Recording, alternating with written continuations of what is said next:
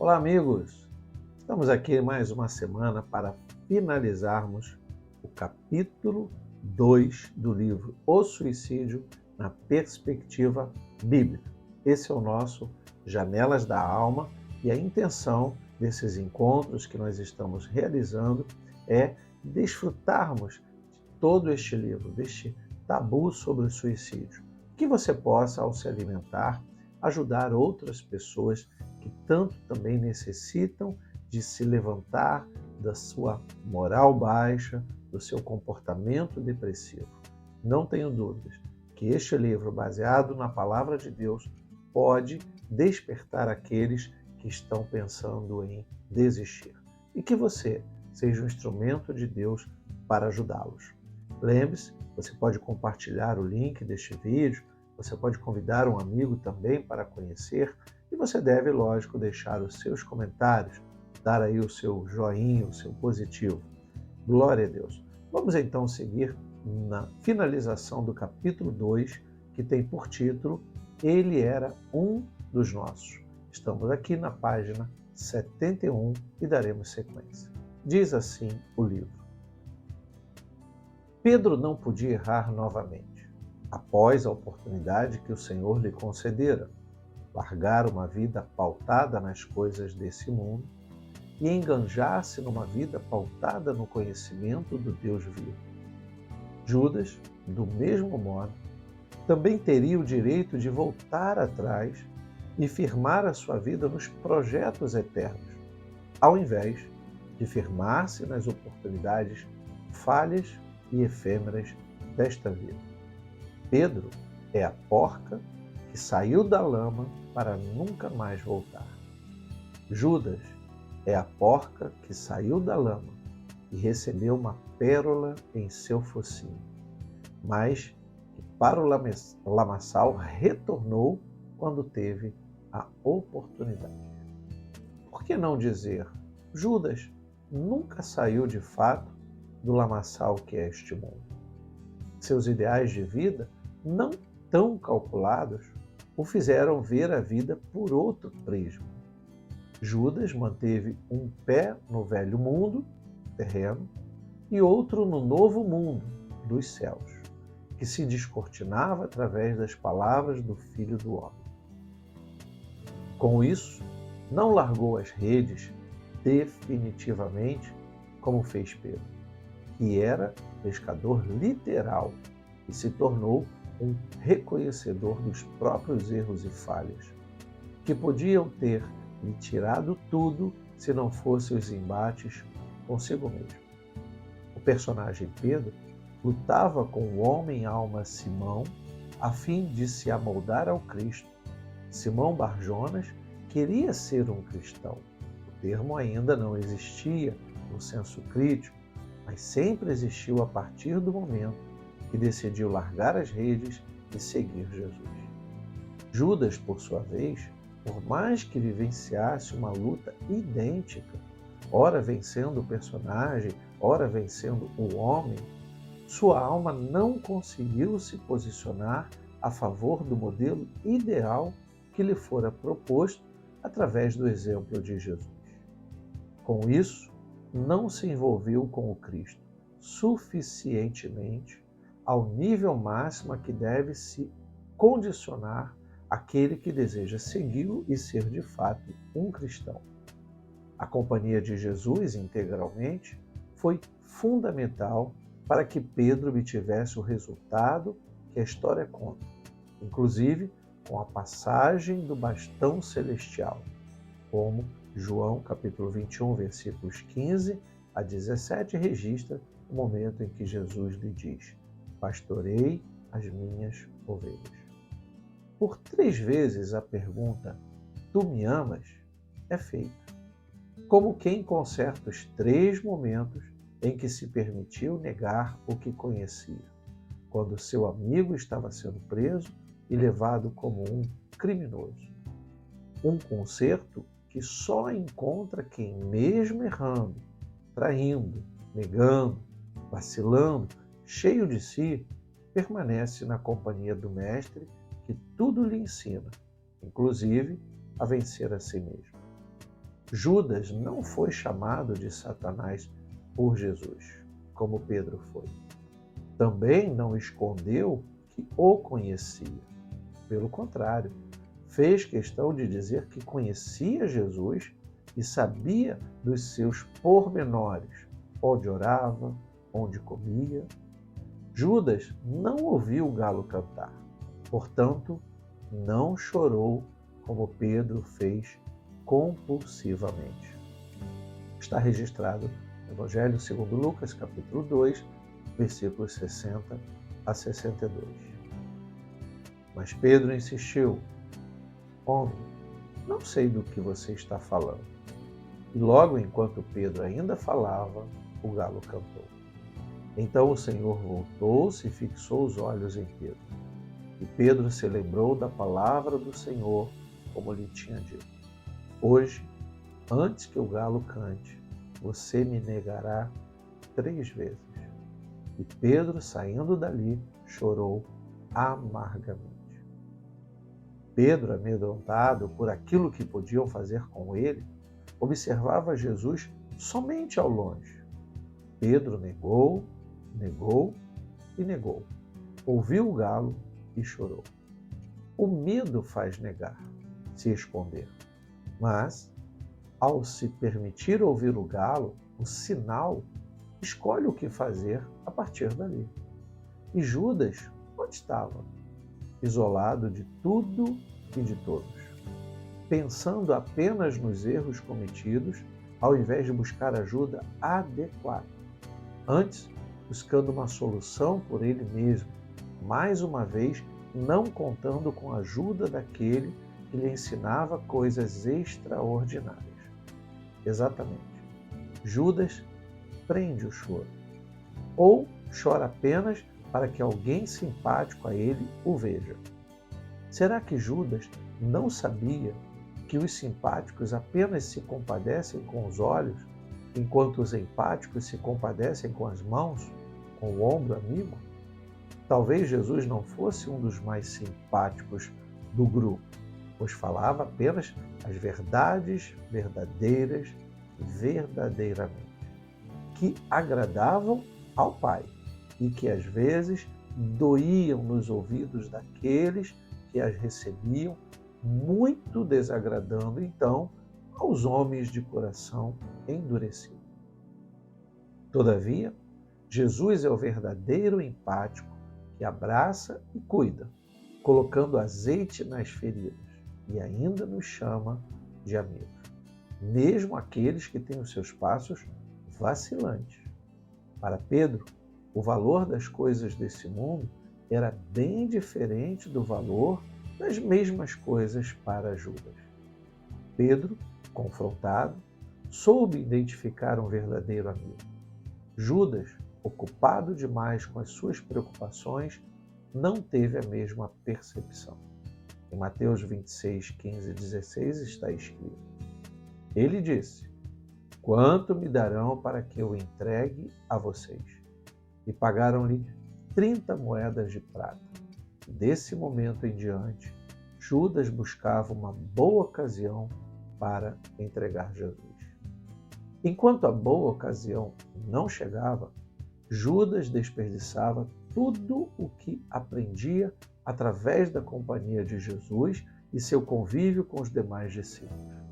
A partir do momento em que a boa ocasião foi priorizada, Judas se transformou no potencial suicida, ainda não revelado a ele mesmo.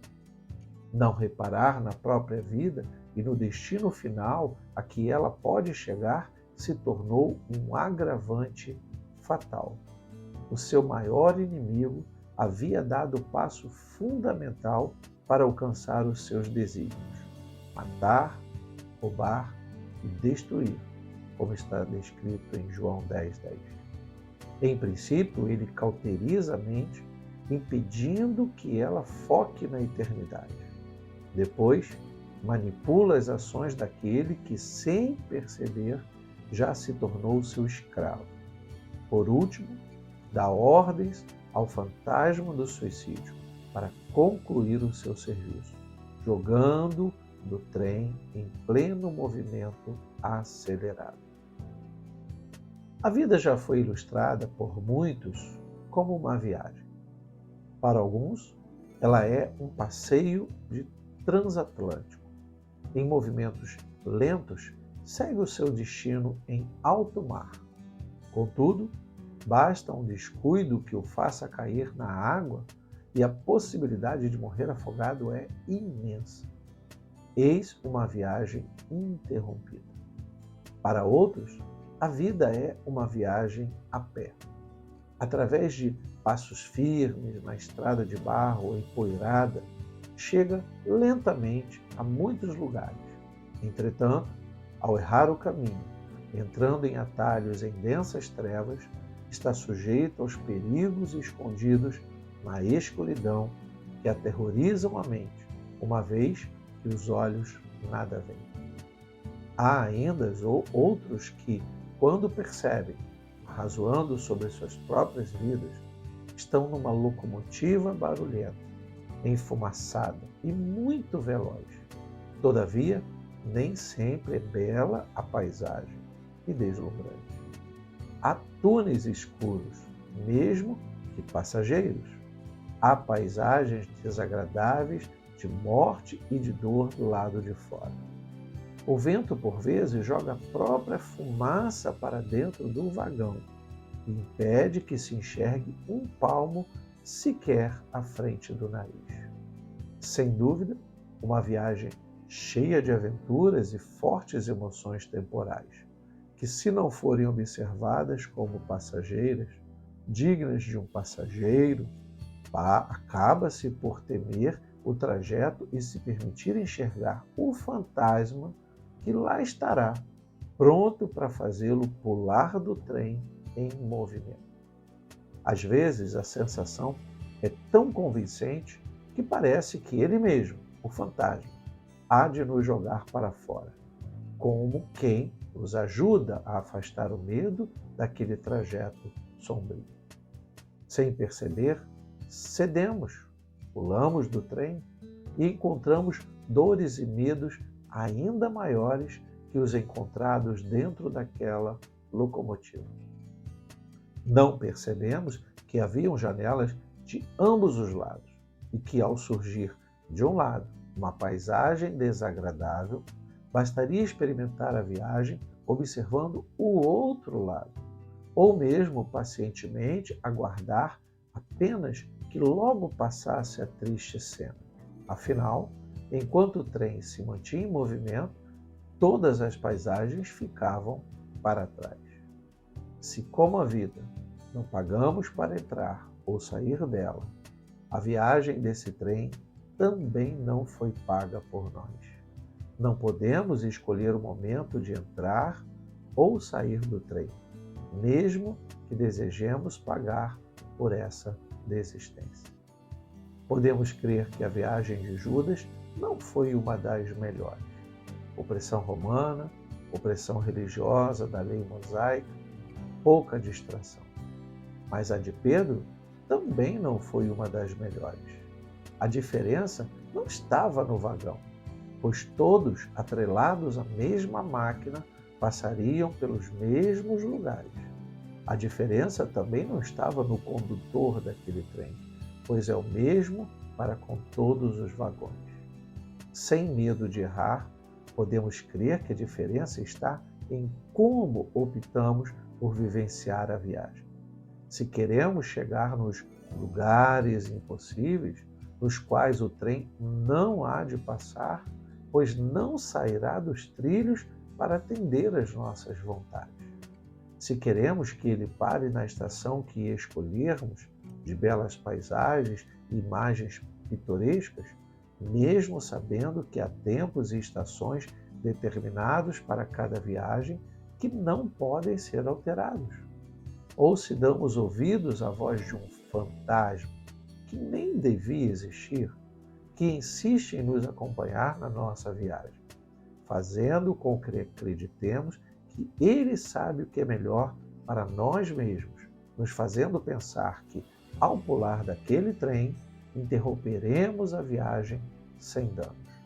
O que podemos perceber é que, enquanto Pedro permaneceu firme, mesmo não tendo o melhor roteiro turístico, Judas, por sua vez, decidiu pular, justamente no momento em que o túnel escuro ficava para trás, como o condutor do trem da vida havia prometido. Em verdade, eu lhes digo que vocês vão chorar e se lamentar, mas o mundo se alegrará. Vocês ficarão tristes, mas a tristeza de vocês se transformará em alegria. Falei essas coisas para que em mim vocês tenham paz. No mundo, vocês passam por aflições, mas tenham coragem. Eu venci o mundo. Evangelho de João 16, 20, 17, 33. Por que então devemos crer que, mesmo que a viagem de Pedro tenha sido semelhante à de Judas sobre alguns aspectos, o Bar-Jonas prevaleceu sobre o fantasma, enquanto o Iscariotes sucumbiu e cedeu? Talvez devêssemos atrelar a nossa reflexão aos momentos não desperdiçados de ambos. Em meio ao contexto do ministério da revelação a que Jesus se submeteu, hipoteticamente nos seus 3 anos, desde o batismo até a cruz, anunciando as boas novas, ambos os discípulos referenciados tinham o dever, pelo bem próprio e comum, de aproveitar o privilégio da companhia alentadora e discipular do Filho de Deus. Ocasiões como a que experimentou Pedro, conforme relatado em Lucas 22, 31 a 34. Um confronto de ideias que podemos perceber só teria acontecido porque Simão, o filho de Jonas, ali estava pronto para aprender mais. Ele tinha suas próprias convicções, como está escrito no versículo 33 de Lucas 22. Estou pronto para ir com o Senhor, tanto para a prisão como para a morte. Mas foi-lhe revelada a verdade que ele mesmo ainda não conhecia sobre si.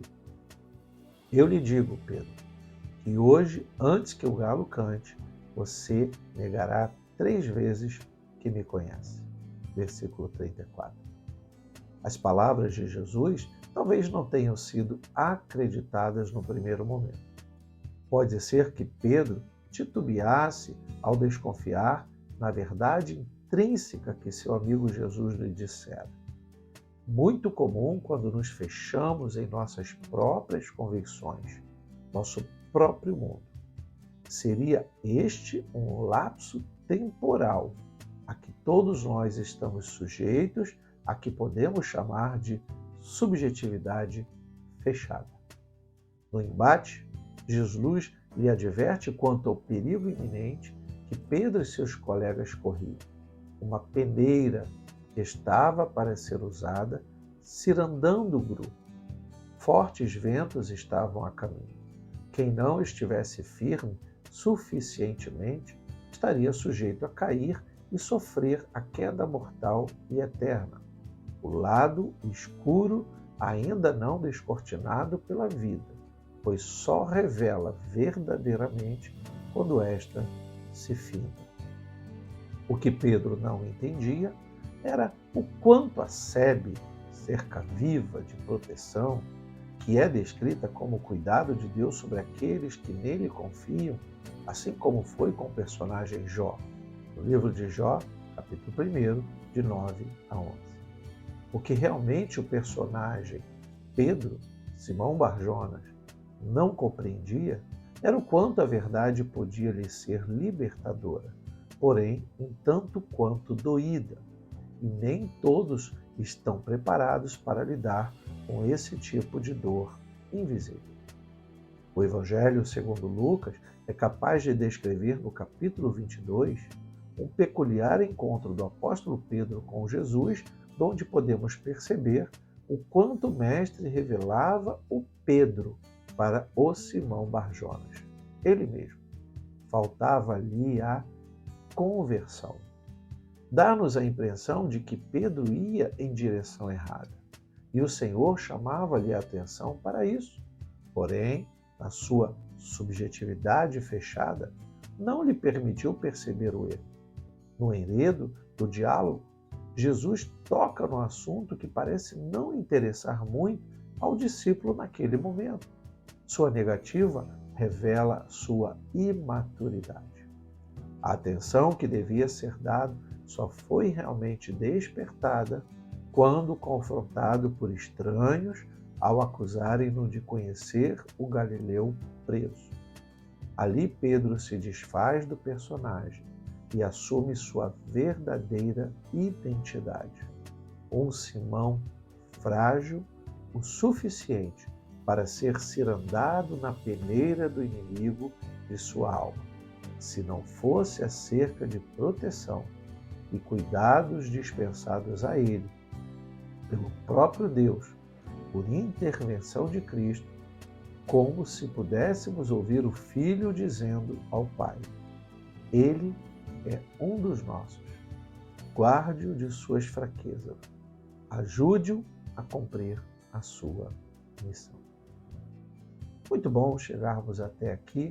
Finalizamos mais um capítulo desse livro precioso e acredito para muitas gerações ajudar aqueles que conhecem ou buscam conhecer a vontade de Deus para as suas vidas.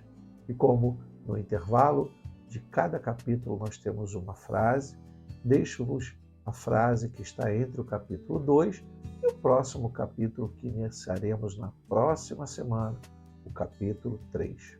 Está escrito: as derrotas não se dão apenas nos confrontos e perdas reais, mas no sentimento de não ter conseguido a vitória, mesmo não havendo sequer a guerra. Na próxima semana, se Deus nos permitir, entraremos no capítulo 3, que tem por título Como prosseguir com a vida. Espero por você para darmos sequência a este livro. Desejo a você uma semana abençoada e Deus lhe abençoe rica e abundantemente. Até a próxima, se Deus quiser.